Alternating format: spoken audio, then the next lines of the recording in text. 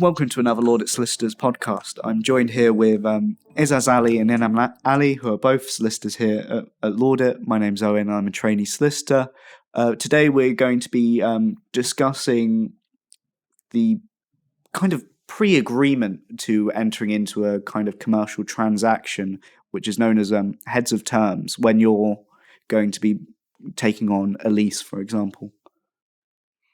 Yeah, so I'll let Inam talk to you about that. So generally, I'm going to talk about heads of terms and more on the commercial side, non-property related is where I come into that sort of aspect of it.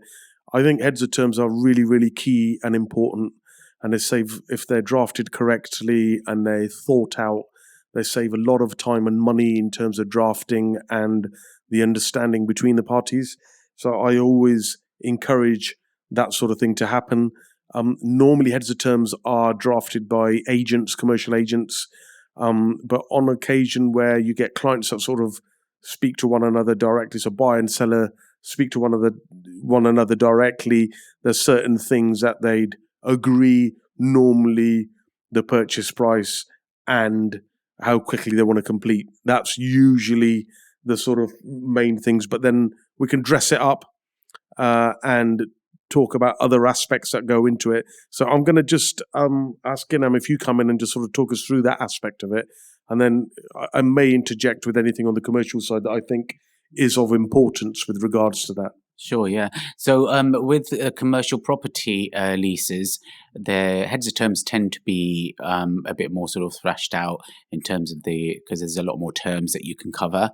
So, basics would be like who the parties are, who their solicitors are, and then it goes into like how long the term's going to be, what the rents are, if there's any rent reviews, when they're going to be, if there's a rent deposit to be paid, if there's any break options as well.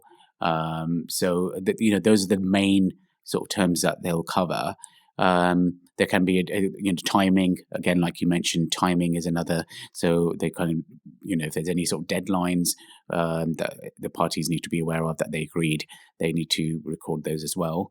I think it's when I get when I deal with a new matter, the first thing that I normally ask for a client is just, if you've got the heads of terms agreed with the agents, have you got a draft form that you can send me?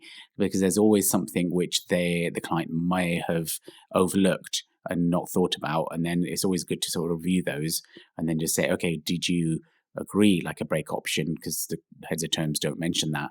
And sometimes the tenant's not even aware what what a break option is. So once I've explained it, they're usually quite eager to ask for a break option. I mean, for the purposes of this discussion, just kindly, I'm going to shout a couple of terms out that you've mentioned just now. So can you you and Owen just provide a sort of overview of what they are? So Owen, if you think about a rent review, and Inam, if you tell me about, say, or vice versa, just about a break option and what that entails, and what a rent review is, and what a rent-free period is. Just a quick overview, if you'd be kind enough, just so that our listeners can get an idea of what that is in the commercial lease context. So, starting with a rent-free period, that's probably one of the easiest ones to discuss. It's basically saying you're granting to the tenant a period of time where they don't have to pay any rent. So that could be a period of 2 months, it could be a period of 6 months.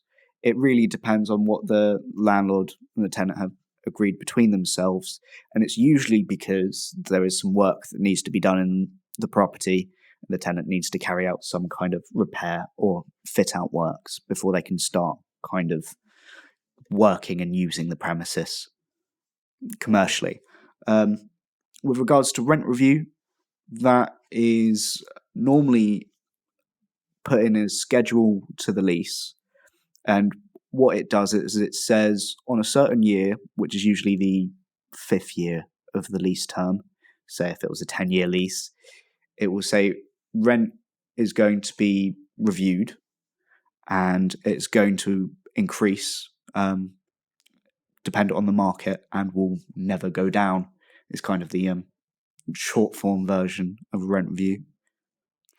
Quick question. So with regards to that rent review example, if the market rent goes up, is the tenant obliged to pay the increase to the rent as per the market rent, even though they could have been on a really good deal to start off with? So at year 0 to 1, for example, after the rent review period, they were on low rent, and now in 5 years' time, the rent's gone up and the market rent is considerably higher. Would they really face that sort of rent hike, in want of a better term?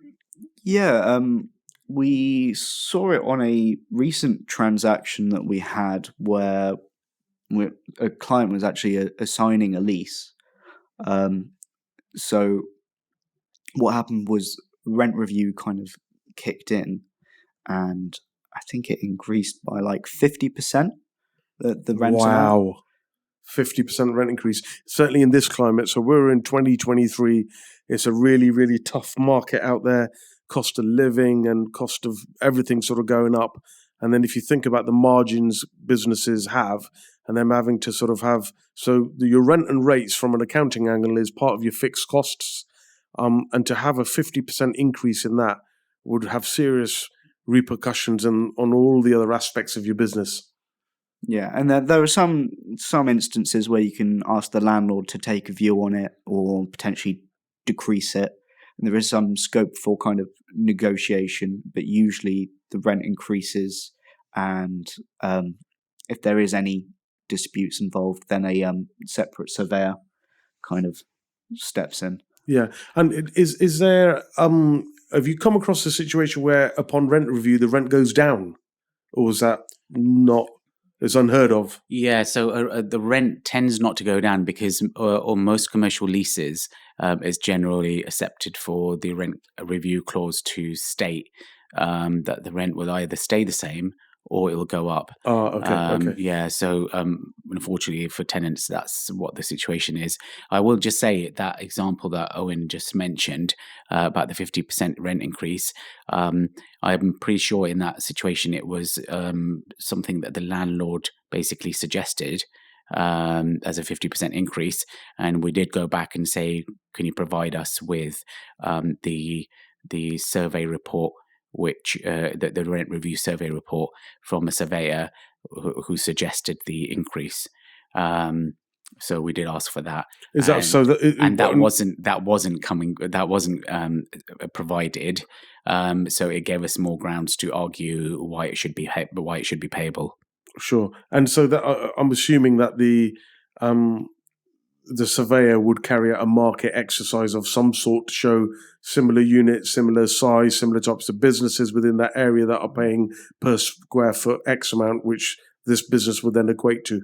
Absolutely. So a properly carried out rent review will basically include a surveyor being instructed, independent surveyor, who would then look at the market, look at the property and the location, and look at, like you said, look at the local, the neighbouring shops, see if there's any information about them being recently rented or if they're listed, and that gives an indication of market rents.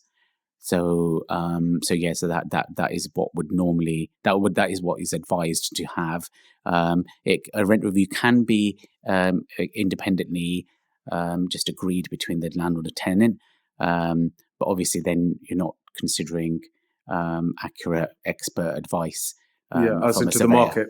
That's right. One of the other things you guys touched upon was a rent deposit, or the sort of deposit amount. Can you just give me a quick overview of that? And then the other thing was a break option. So I'll look at the break option first. So the break option is basically an option for one of the party or both parties to terminate the lease earlier. So you have, say, if, for example, you have a 15-year lease term, and you have a break option at it really depends, every 3 years or 5 years, or it could be just one single break option at a certain point during the lease term, and it can be basically one party that exercises it, or it can be both mutual. Yeah. So I've come across situations where I've seen normally the tenant And certainly when anyone's asked me for advice and it's in relation to a new business or something that they're doing, I always say that, look, if you've got a 15-year lease, a good idea for you to have, say, a break option at year 3. And then in addition to that, for you to be able to look at another break option at, say, year 7. And then the benefit of that is that when you take on the lease initially and you're in the building, if heaven forbid the business doesn't work out, you've got the option of getting out of that lease at year 3. And or if you pass year 3, change of circumstances, someone new comes in and you want to give them a lease to the building, you've got the benefit of saying to them, well, look, guys, you turn your hand at this. If things don't work out, you've got an option of getting out at year 7. So 4 years down the line, you've got a point of getting out of this. So you're not sort of tied into this. And, and if you're assigning the lease to someone else, you're not, on the hook for a period of the remainder of the balance of the 15 years. So I think that's quite important to sort of note. Yeah, absolutely. So the tenant only break options are the most common, because it's always the tenant that wants to, because they might be running a new business, they want to make sure that they've got an option to cancel the lease if the business doesn't seem to be working out. And one thing we have to really, everybody should be aware of in break options is there's always a specific minimum period of giving a notice for a break option. So usually it's 6 months notice, minimum notice. So that means before the actual break option date, you've got to give at least 6 months notice before that to the landlord, to basically confirm that you're going to exercise your break option on that date. If time is of the essence, is the legal phrase for this, and that means basically that the timing is crucial. If you give less than 6 months notice before the break option date, then you lose your right to break the lease. Yeah, that's because the notice is regarded as being invalid. Absolutely. Yeah. And the other one was rent deposit. So what's that about? Yeah, so a rent deposit is where a landlord will hold a specific amount, usually a certain amount of the 1 year's rent, on deposit. And in the event that any breaches have been made or there are any issues, the landlord can make withdrawals of said rent deposit and the tenant will be required to kind of top it up. And there's a separate agreement that goes into that, which is called a rent deposit deed, which we'll be able to discuss further at a later date. Yeah. So just very quickly in relation to that, some of the things I've come across are that someone signing up to a lease with a landlord is required to provide some references, and the landlord makes an assessment of that prospective tenant, and someone who's got several businesses or was very well known, or it's like a franchise, or a sort of a well regarded tenant coming into a building, landlords would consider minimal amounts of deposit, for example. Or one of the other things we haven't touched upon is whether or not a personal guarantee is required, so someone guaranteeing the obligations of the tenant under the lease. But in relation to rent deposit, so whether a smaller amount is required or whether a landlord says, well, I'll take 6 months or a year's deposit from you in advance, and at year 3, if you pass the break option and you don't exercise a break option and your business is continuing and you can show that you're generating, say, 3 to 4 times the level of profit in the business, having deducted the rent. So you got 3 to 4 times the level of profit, then I'll look at refunding you your deposit money. So you can then utilize that in your business to expand your business and do stuff. So various options in relation to that. But I think it's important to note that, someone new coming in, you'll be paying a heftier deposit, and someone who's well known in business or knows exactly what they're doing, they'll be paying a lesser amount in terms of a rent deposit. But brilliant. So look, guys, thank you very much for that quick overview in relation to heads of terms. Obviously, they're very, very important documents. If any of our listeners are looking at taking on a commercial lease, are not using an agent, and they want some guidance as to what sort of things to cover, feel free to give us a call or drop us a line, and we can guide you through it and give you some pointers as to what you need to cover. and assist you on your journey to, taking on a lease and starting off in business.